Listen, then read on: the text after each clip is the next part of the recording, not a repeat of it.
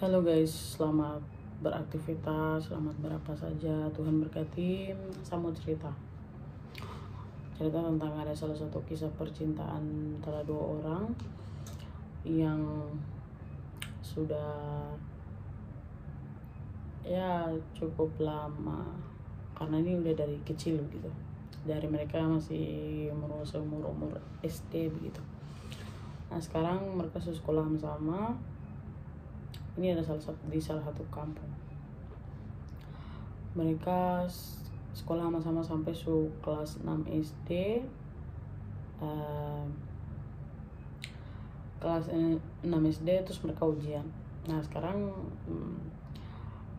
laki-laki ini dia ceritanya mau lanjutkan SMP dan studi selanjutnya adalah di kota begitu. Nah sedangkan perempuan ini dia tidak jadi sekolah karena katanya orang tuanya di kampung saja begitu, cukup sekolahnya sampai SD. Nah sekarang orang-orang sudah lulus ya, mereka lulus, terus laki-lakinya ke kota ya sudah. Dalam kampung itu mereka duduk lagi, maksudnya acara berdoa sembahyang untuk anak-anak yang akan pergi ke sekolah di kota gitu.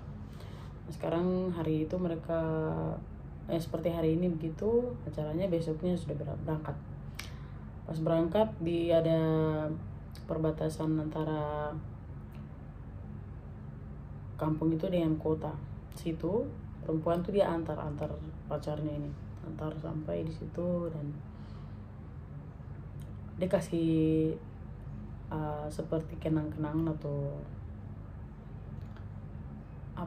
hadiah begitu, kenang-kenangan atau apa begitu yang harus laki-laki ini kok simpan selama kuliah begitu. Dikasihnya tuh noken asli dari kampung. Nah terus kalau laki-laki nih dia tidak kasih apa-apa, tapi dia hanya janji, dia bilang tunggu di sini, nanti saya kembali gitu, jaga kampung, jaga orang tua gitu. Sudah laki-laki ke kota kuliah, SMP, SMA, kuliah semua.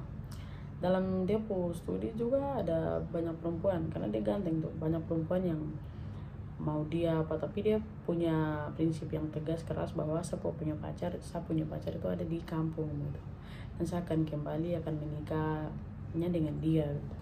Jadi dia hanya sambil sekolah apa, tapi dia fokus. Nah dia tidak pulang-pulang selama sekitar 10 tahun lebih, tidak pulang ke kampung gitu. Nah sekarang sampai dia kuliah sampai selesai. Terus perempuan tuh dia pokoknya setia menanti lah di kampung sana begitu. Intinya laki-laki sekarang ini bukan lagi sekolah di kota. Nah sekarang perempuan ini dia tuh kayak gadis desa, bunga desa yang cantik, dan suatu ketika ada di kampung tuh ada acara yang besar. Jadi ini pejabat kampung atau kabupaten atau negara itu turun ikut acara gitu. Nah sekarang ada salah satu seperti pejabat negara atau pejabat kabupaten tuh, dia ada ceritanya dia bujang juga, tapi dia kerja pejabat negara, dia turun ke kampung itu karena tugas. Nah sekarang dia lihat perempuan tuh, jadi dia mau perempuan itu, tapi dia tidak langsung menyapa dia ke apa begitu, tidak, tapi dia pergi cari orang tuanya perempuan ini siapa, cek sudah ketemulah bapaknya perempuan. Nah sekarang perempuan tuh dia punya bapak bilang, ya mereka sudah bersepakat di belakang tuh dengan laki-laki pejabat ini. Jadi sekarang bapaknya paksa, kok mau tunggu kok punya pacar tuh waktu lama, dia tidak pernah kasih kabar, dia sudah di sana pasti dengan istri, mau sudah menikah pasti, karena sudah tidak ada kabar, tidak pernah datang juga, itu dia hanya tipu kok. Ada yang ada depan mata, dan ini juga dia yang datang mau dan kamu, dia mau bertanggung jawab begitu. Jadi kok jadi dengan dia gitu. Jadi ceritanya pejabat yang turun dari kampung ini juga orang kampung situ juga begitu, yang dia sudah pejabatnya di luar kota baru sering-sering turun gitu. Nah suatu ketika yang dia turun ini ketemu, setelah itu perempuan dia pikir-pikir, dia bilang, dia pikir-pikir, saya percaya pasti dia akan datang suatu saat, suatu ketika pasti dia akan datang untuk saya begitu. Perempuan ini keras kepala, pokoknya prinsip keras begitu, batu. Jadi sekarang perempuan tuh tidak mau dengan cara apapun, tapi pokoknya dia bapak, keluarga, mama, semuanya bisik apa pengaruhi dia gitu. Sudah, terus dia pun kayak putus asa juga langsung, karena dia bayangkan dengan apapun yang kata keluarganya kan gitu, kok punya pacar tuh tidak jelas, dia tidak kasih kabar segala macam. Jadi dia sudah jelas, dia sudah ada perempuan di sana, dia kok tidak tahu dia punya kabar tuh percuma apa. Jadi dia sudah terpengaruh dengan segala macam itu masukan itu. Jadinya sudah, akhirnya dia setuju menikah sama pejabat ini. Sudah menikahlah dia, sudah berkeluarga sekitar 2-3 tahunan, anaknya udah 2 gitu. Nah, saat anaknya 2, terus ya begitu, dia jadi ibu lah. Suatu ketika katanya ada orang-orang gitu, orang-orang dari kota datang, gitu. Sekarang orang itu akan datang, jadi bisa jemput orang yang punya keluarganya, atau siapa saja bisa lihat di tempat penjemputan perbatasan sana gitu, perbatasan kota dan kampung itu begitu. Nah sekarang laki-laki yang tadi yang pergi sekolah itu juga dia datang gitu. Dia dalam posisi saya pergi nih ketemu pacar pasti tunggu saya, dengan keyakinan teguh yang awas punya yang wet begitu sih, yang sangat-sangat luar biasa gitu. Nah sekarang dia pun datang, tapi karena perempuan ini kan dia sudah keadaan begitu, dia tidak pikir aja juga kalau ada dia yang datang, dia anggap saja orang-orang lain yang dari kota datang gitu. Jadi kasih tinggal maksudnya terpapar gitu tuh, terserah gitu. Nah sekarang suatu ketika setiap kampung tuh kan kayak kampung-kampung pedalaman pegunungan Papua tuh, kebanyakan orang tuh kayak hari pasar tuh ada dalam seminggu bisa 2 atau 3 kali, atau ya malahan mungkin 1 kali gitu. Nah sekarang suatu ketika kampung itu tuh ada hari pasar gitu. Hari pasar tuh semua orang bawa hasil kebun, hasil apapun tuh semua di kebun untuk jual, orang-orang pejabat atau apa, orang-orang kota atau antara mereka juga jual beli gitu. Nah sekarang di saat itu Mace ini juga dia ada jual, dia punya semuanya, sayur ke pemira ke apa ke semua. Nah laki-laki yang datang dari kota ini, yang dia pacar dulu ini datang, dia juga mau belanja gitu pasar situ. Tidak salah dia ada tanya sayur gitu, kayak sayur pisang gitu, dia ada tanya buah kali itu.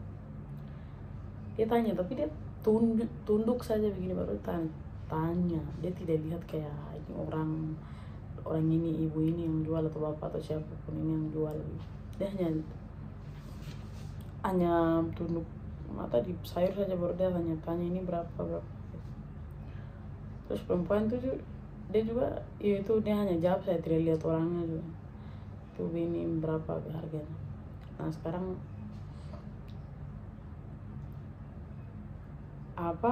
anak kecil yang samping ibu ini dia menangis toh.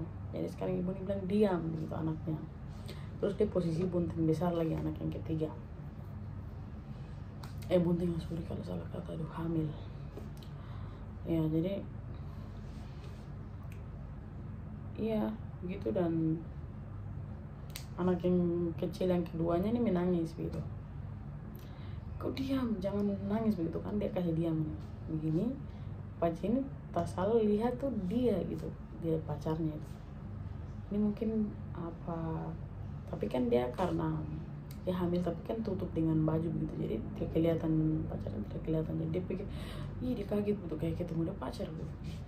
Oh ya pacar tuh gitu, kayak kaget, kayak lihatnya agak lama gitu.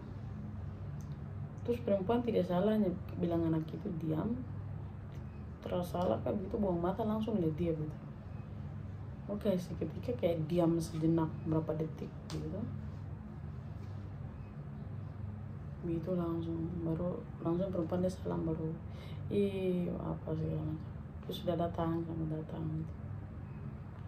Tapi ini sapu anak baru sapu, saya sekarang ada hamil anak ketiga, sapu suami kepala desa di sini gitu. Kepala desa Lema sampai Jawa di kampung sini juga.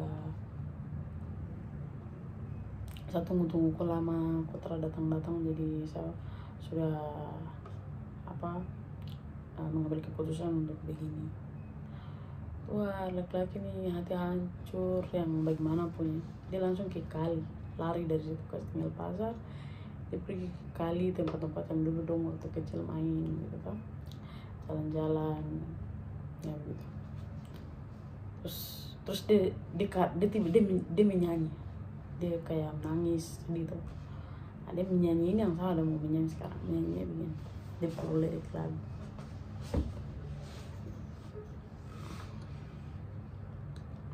Maaf ya kalau cerita panjang.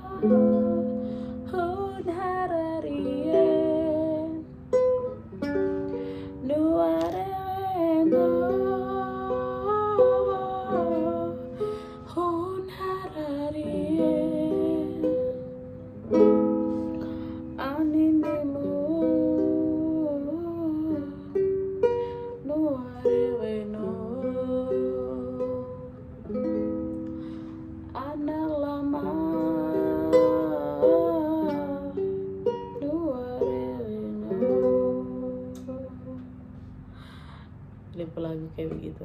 Jadi itu artinya kau pukul saya gitu, kau sudah pukul saya dalam saya punya hati, dalam saya punya hidup, kau sudah pukul saya. Dia punya artinya kayak gitu. Jadi ini salah satu cerita, sebenarnya itu bukan cerita main-main, tidak, itu kisah nyata di Wamena Timur, di daerah Yali. Dan itu kisah nyata, dan itu sapu keluarga juga, pangkat PP dari mama punya om, punya kisah hidup, kisah cinta, dan ya gitu. Dan lagu ini dia sendiri yang kasih tahu saya juga, tapi itu baru dia punya ref, dia punya awalnya ada juga begitu. Awalnya saya agak lupa, tapi semoga sebentar nanti saya bisa tahu, baru saya catat, baru saya menyanyi lagi. Bagaimana? Saya ingat deh.